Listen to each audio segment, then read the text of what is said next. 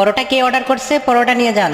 আরে এই delivery boy একটা ফোন তো করতে পারতো, এখন পরোটা কিভাবে নেই? সবাই তো হাসবে। ভাইয়া এটা আমি অর্ডার করেছি। ছেলেটা অনেক ভালো। এই নাও তোমার পরোটা। আমি এই কোম্পানিতে নতুন এসেছি, তুমি কি আমার সাথে বন্ধুত্ব করবে?